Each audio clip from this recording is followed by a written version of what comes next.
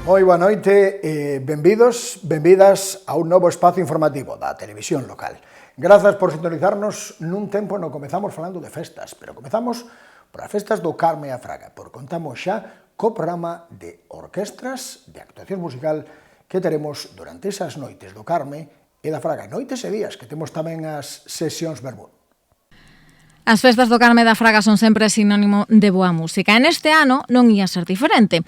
De feito, xa contamos co listado de agrupacións musicais que van pasar pola Praza da Capela do Carme e tamén pola Fraga de Dona Rita con motivo das nosas festas patronais.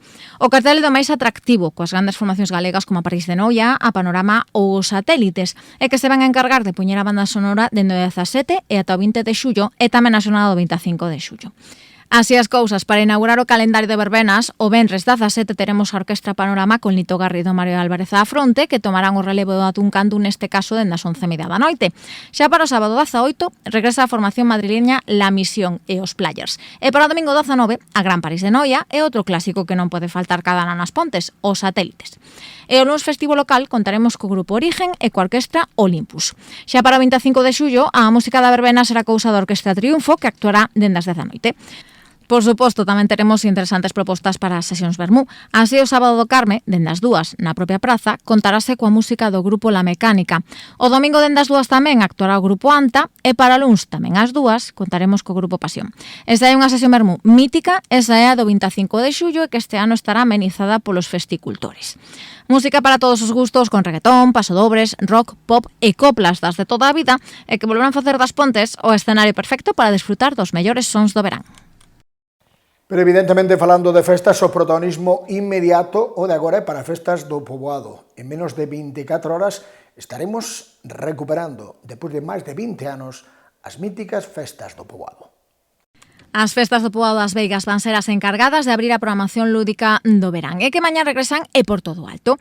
Serán 3 días nos que non van faltar a música, o deporte, a diversión e convocatorias de todo tipo, nas que a Comisión de Festexos leva traballando moitos meses. Hombre, o que queríamos era recuperar lo que se facía antes, con os medios que hai agora, con os conhecimentos que hai agora, pero recuperar aquilo que había, e creo que basicamente eran unas actuaciones musicales, incluso con alguna atracción en aquela época con certo renombre, me viene a la cabeza alguna que incluso era habitual en Ibiza en aquellas épocas e que vino para aquí, por eso, y después otro pilar importantísimo eran, aparte de las atracciones que siempre había, y la querida noria de todo el mundo, las actividades deportivas, que primero eran pruebas atléticas, después eran pruebas deportivas y ya en los últimos años se transformó en unas olimpiadas infantiles en las cuales se intentaba ter cabida prácticamente todas las disciplinas que no hubiera que nadar, la verdad es eso. Entonces, dentro dese espírito foi o que quisemos recuperar, fixemos todo o que pudemos. Temos unha gincana exhibición de moto clásica, temos pruebas de atletismo e se va a hacer este ano, que sí que é novedad, unas pruebas que se facían nos anos 50, unas pruebas que os vamos a chamar de xogos rurales, pero en aquelas era pues, carreras de sacos o tiro de corda. Lo único que hemos podido recuperar ha sido la gincana de coches, eso sí que non ha sido posible recuperar. Así, a primeira das actividades coa que botarán a andar estes festexos será o tradicional maratón de fútbol sala na antiga pista do Poboado, que arrincará ás 5 da tarde. Xa ás 6, e na sala de exposicións do Lar, entregaránse os premios ás mellores instantáneas do primeiro certame de fotografía dedicado ao Poboado, e das que poderemos desfrutar dende as 6:30. Como en toda festa que se prece, tamén teremos pregón a cargo dunha veciña ilustre do barrio, a docente María Jesús Cortiñas Prado, dende as 8:30 no patio do Conservatorio. E xa a noite, dende as 11, poderemos desfrutar da primeira verbena da fin de semana coa Orquestra Origen. E o sábado, dende as 10, teremos música tradicional cos Feroces da Galqueira e tamén asa mesma hora arrincará o torneo de baloncesto na modalidade 3x3. Ás 12, a actividade trasladarase á piscina do Lar, damando unha xornada de xogos populares, e ás 12:30 teremos misa diante do Conservatorio co acompañamento da Coral Endesa. Non podía faltar a música coa sesión Vermú a cargo do Grupo Anta, dende as 2 da tarde, e tras o xantar ás 5 teremos unha xincana de motos clásicas. Pola noite, máis música dende as 11 coa Orquestra Atenas e novamente co Grupo Anta, e ás 12:30 haberá unha sesión de fogos de artificio. E para pechar este regreso por todo o alto, o domingo ás 9:30 disputaránse as probas de atletismo escolar na Rúa Mandeo e dende as 12:30 será a Banda Cultural e Recreativa das Pontes a protagonista cun concerto diante do Conservatorio. Novamente ás 2 teremos sesión vermú, neste caso longa, e que vai amenizar a Orquestra Metrópolis, co pontés Borja Silva como vogalista. E para rematar a xornada, nada mellor que a intensidade dun bo partido de fútbol, coas finais do torneo de fútbol sala que arrincarán ás 5 da tarde, coas categorías feminina, veteráns e para pechar a categoría absoluta. Un programa que volve ser un reflexo daquelas grandes celebracións de hai 2 décadas e que de seguro captará a atención de moitos veciños e, por suposto, visitantes que van inaugurar así as festas do verán. Remataban as obras que facía en diferentes espazos viais rurais, estamos falando de Casas Hermas ou Concello das Pontes, de feito, eran unhas estradas de titularidade municipal. Se están rematados os traballos de mellora de pavimentación no camiño que conecta os lugares de Cabeza dos Fornos e Casas Hermas no Parral. As obras financiadas con cargo á Deputación da Coruña supuxeron unha inversión de 60.164 euros e consistiron na renovación da capa de rodadura nuns 900 metros de vial de titularidade municipal, do máis empregado a diario tanto pola veciñanza como polas explotacións agrícolas e gandeiras da zona. Os traballos que seguiron na liña dos xa executados na zona con anterioridade permitiron incrementar a seguridade viaria para que deste xeito tanto peóns como condutores poidan gozar de maior seguridade e confort nos seus desplazamentos.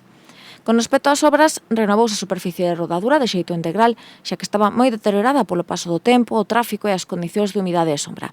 De feito, o filme presentaba deformacións nos bordos, blantóns, fochas e cunetas colmatadas, o que dificultaba a circulación e o correcto drenaxe da vía.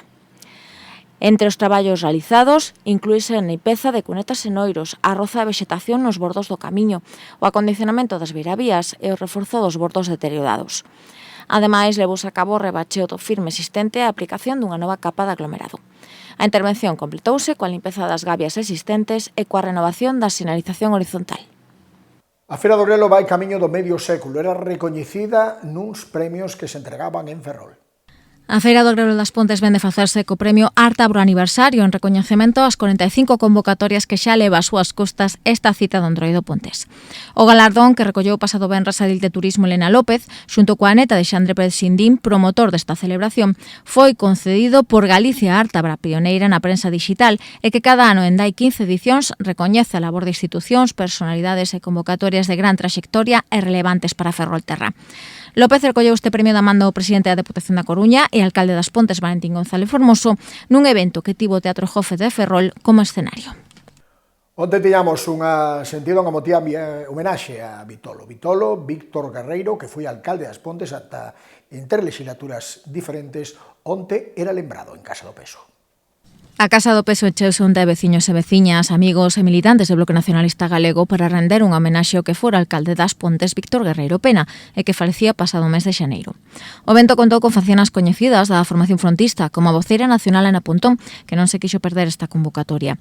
Pontón reivindicou a figura do que foi alcalde das Pontes ata 3 legislaturas, do que salientou a súa entrega, xenerosidade e coraxe política, e animou a familia nacionalista a traballar de cara ao vindeiro ano para recuperar o bastón de mando do Concello. A semana, a vocera do BNG recordaba o papel fundamental de Vitolo nas eleccións xerais de 1977, nas primeiras eleccións democráticas municipais, dando a cara polo nacionalismo, nun momento político complicado e onde non había institucións galegas propias. Si lembro que aquel día foi unha persoa que me impresionou, non? E que desa xente que deixaba unha pegada. Por eso creo que é tan importante esta homenaxe, porque a veces na política parece que pasas, non? E xa non eres ninguén, e creo que este xesto non é un xesto xusto, un xesto necesario e tamén un xesto precioso, porque hai que recoñecer o traballo de todas esas persoas que dedicaron unha boa parte da súa vida a construir país, e no caso de Vitolo, que dedicou unha parte tan importante da súa vida a facer das Pontes un lugar mellor no que vivir e traballar, seguro porque el pensaba que esa tamén era a maneira de demostrar que en Galiza as cousas podían ser diferentes. E ademais, Vitolo formou parte desa xeración a que eu penso que lle debemos moito, porque esos foron esos anos, non, que iniciaban, onde xa se falou aquí, realmente foron anos moi duros, non, de loita contra unha dictadura, e despois abriuse pois unha oportunidade, non a que nos queríamos, pero era a oportunidade de que houbera por primeira vez eleccións, e nesas eleccións xerais do 77, posteriormente nas do 79, Vitolo xa foi candidato nas eleccións e deu a cara polo nacionalismo galego en todo o país nun momento que hai que decir que para o movemento político que nos representamos era un momento moi difícil, moi complexo. Era un momento delicado porque pasaran antes das municipais unhas eleccións xerais nas que non obtuéramos representación nas Cortes e tampouco tiñamos aquí institucións propias. Tamén participaron nesta homenaxe 3 dos seus 4 fillos e precisamente foi a filla maior, Saleta Guerreiro, a que colleu o micro para agradecer este recordo. Saleta definiu o seu pai como un político vocacional, coa ilusión de traballar polo seu pobo e que sempre apostaba polo diálogo e a accesibilidade á veciñanza. Grazas ao BNG e a toda a equipa polo voso recoñecemento e por organizar este momento para recordar a Vitolo. Recordar, do latín recordis, volver a pasar polo corazón. Penso que iso é precisamente o que estamos a facer hoxe aquí, todos xuntos. Volver a pasar a Vitolo polo corazón. E podo dicir que o faremos en familia, porque iso é o que vos fostes para el. Unha segunda familia, a súa ben querida familia política. Sodes moitos e moitas os que coñecestes ben a Vitolo, porque foi un político de a pé, un político cercano, accesible, dialogante, comprometido e traballador, moi traballador. Ao que o que máis lle gustaba era sair dos despachos para estar na rúa, falando e mesturándose coa xente, cos veciños e coas veciñas. Aí era onde el se sentía ben. O acto contou tamén cun vídeo conmemorativo da etapa como alcalde do homenaxeado e, por suposto, coa música do himno galego que serviu para pechar o evento.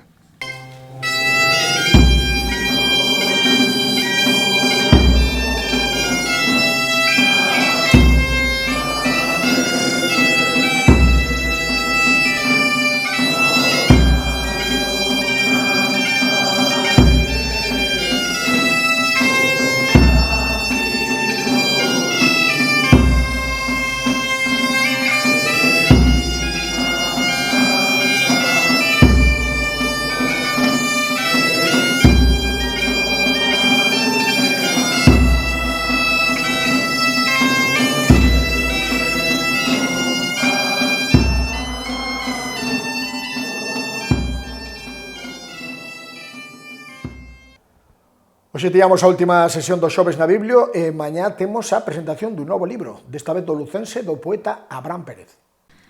A Biblioteca Ribera Rouco vai pechar este mes de maio damando unha nova presentación literaria. É que ao longo das últimas semanas o Departamento Municipal contou con moitas citas nas que se deron a coñecer novas publicacións de autores locais, como Senén Barro ou Xosé Ferro Formoso, e tamén obras de escritores da contorna, como foi o caso de Asia Álvarez a pasada semana ou a cita que teremos mañá con Abraham Pérez. O escritor lucense dará a coñecer nesta ocasión un poemario, Praia Artificial, que ven de editar este mesmo ano e no que recolle diferentes composicións nas que se exploran as luces e as sombras da nosa época, mesturando a nostalgia, o artificial e a profundidade emocional. A presentación que arrincará ás 8 da tarde na biblioteca será de entrada totalmente libre e, como é habitual, tamén se porán á venda exemplares deste novo traballo do filósofo lucense. Segue a oferta de charlas no Centro Sociocomunitario, outra vez centrada na saúde, da semana que ven. O Centro Sociocomunitario vai acoller o xoves da vindeira semana unha nova sesión formativa para os seus usuarios e usuarias, neste caso, adicada á alimentación saudable. Así contarán cun experto que abordará dende a composición da pirámide alimentaria a importancia de contar con bons hábitos á hora de comer, coa fin de evitar enfermidades e gozar dunha boa saúde. A SEMADE tamén se aportarán pautas para unha boa alimentación. Outro dos temas que se tratarán nas xornadas serán as etiquetas dos produtos que atopamos á hora de facer a compra, xa que se ofrecerán consellos moi sinxelos e prácticos para aprender a ler estas etiquetas e coñecer a calidade dos produtos que mercamos a diario. A sesión arrancará ás 4:30 da tarde e será de balde, pero conta cun límite de 25 prazas, polo que é necesario anotarse mediante a Escola de Saúde para Cidadáns do Sergas na web escoladesaude.sergas.es. Martina Neiros, a delegada territorial da Xunta, segue a reunirse con diferentes asociacións e entidades e desta vez volvía a tocar a unha das Pontes, reuníase coa rondalla Vila de As Pontes. A directiva da Rondalla Vila das Pontes co seu presidente Juan Pérez Folla a cabeza reuniuse esta mesma semana coa delegada territorial da Xunta de Galicia en Ferrol, Martina Aneiros. O encontro que tivo lugar este martes no edificio administrativo da Praza de España formou parte da rolda de contactos que está a ter a delegada do Goberno Autonómico co tecido asociativo da zona, coa fin de coñecer de primeira man as súas necesidades e demandas e as que pode dar resposta a Administración Autonómica. O igual que xa acontecía hai uns días co Clube de Fútbol Sala Lago Sport, o encontro serviu para analizar posibles vías de colaboración entre a Administración Autonómica e os clubes dos concellos da comarca. E con este tempo, pois, era cuestión de que se decretase, pero xa está. Está marcada esa prohibición de queimas que xa case tocaba por calendario, pero adiantábase con este tempo. Dende mañá mesmo, prohibidas as queimas forestais. Dende mañá ata novo aviso van quedar prohibidas as queimas de restos agrícolas e forestais realizadas por particulares nunha medida que afecta ao ámbito autonómico. Segundo informaban dende a Consellería do Medio Rural, isto implica que non se darán máis permisos e os xa concedidos non van ter validez. Quedan excluídas desta prohibición as queimas controladas que executará o Servizo de Prevención e Defensa contra os incendios forestais debidamente planificadas e dispoñendo dos medios de extinción precisos. A medida tomouse despois de avaliar a evolución da situación meteorolóxica e unha vez analizados polo miúdo os diferentes indicadores técnicos que inciden no risco de lume. A semade, a Consellería Medio Rural pide a colaboración da cidadanía para que extreme as precaucións e denuncie calquera actividade delictiva incendiaria da que teña coñecemento, dado que ata novo aviso non está permitido o uso do lume para ningunha actividade agrícola e forestal por parte de particulares. A maiores, Medio Rural lembra que está a disposición da cidadanía o número de teléfono gratuito 085, o que deben chamar en caso de detectar algún lume forestal. E volvemos co Poboado para volver cun evento propio, particular do Poboado, o Maratón das Festas, sen dúbida, con nome propio dentro dese denso e amplo programa. Co regreso das festas do Poboado volve tamén o Maratón de Fútbol Sala. 16 equipos van dirimir os seus partidos esta fin de semana na mítica pista coñecida popularmente como a do Colexio Endesa, remodelada para a ocasión.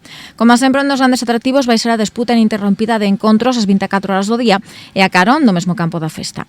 Os equipos dividiránse en 4 grupos sorteados onte no lar e farán que cada un xogue 3 partidos clasificatorios para poder acceder a cuartos de final, onde principiarán xa os choques eliminatorios. Esta fase previa vai comezar mañá ás 9 da noite e extenderase ata o sábado ás 12. As eliminatorias principiarán a 1 da madrugada do sábado para o domingo pechar coa gran final, neste caso á tarde. Os equipos participantes chegan de diferentes localidades próximas e os encargados de abrir a competición, xunto cos locais Mobles e Eume, van ser os ferroláns Autos Pasucos en Rasport, mañá ás 9 da noite. Era todo por hoxe, era todo por este xoves 28, mañá venres, mañá 29, mañá toca pechar, mañá volvemos a estar aquí na televisión local e coa información local. Grazas de que mañá, un saúdo, boa noite e bo descanso.